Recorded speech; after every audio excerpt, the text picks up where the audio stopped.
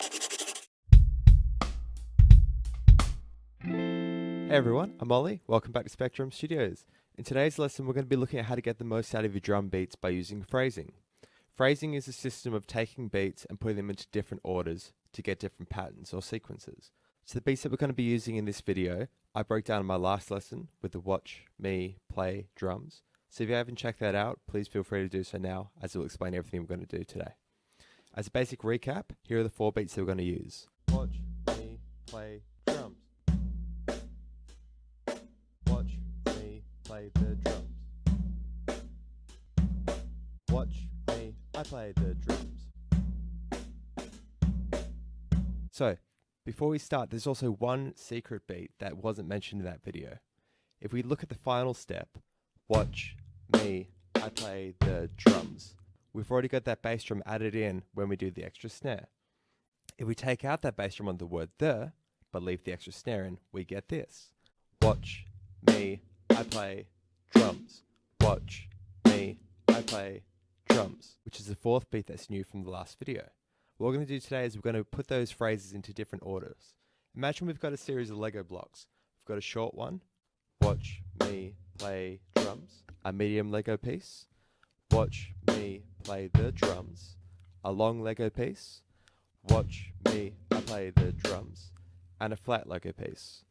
Watch me, I play drums. Each of those Lego blocks can be used in any order to make your own creation.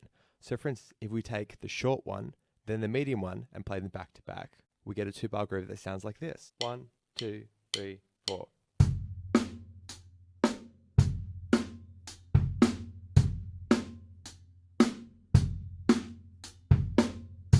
As you can see, when they alternate between one another, there's a small variation of that kick drum, and that makes it into a 2-bar drum groove, which is a bit more interesting. There is no right or wrong way to assign these Lego pieces, but I'm going to show you a few examples that work really nicely.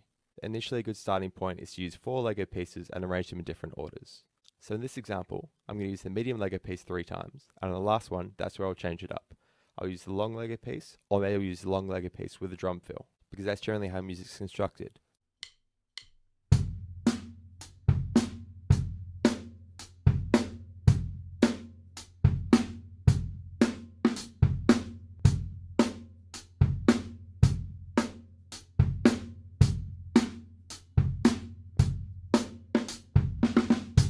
One of the best things about drums is the repetition. The listener gets to hear the same phrase or Lego block a few times, and then you throw in something different, and it surprises the listener and makes it more engaging. In the next example, let's try using some long Lego pieces. I'm going to go long, long, medium, long.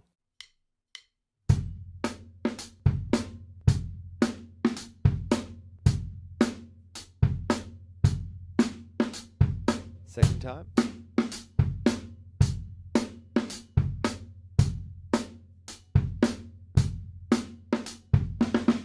We could take the short one, the medium one, the short one, and then the long one.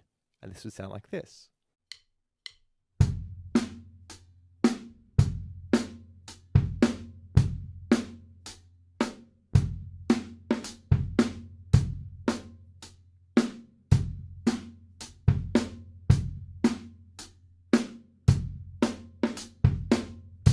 Now try and be creative with this. For instance, we've always done the beats building up from small to big.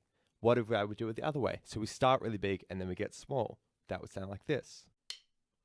Watch me, I play the drums. Watch me, I play drums. Watch me, play the drums. Watch me, play drums.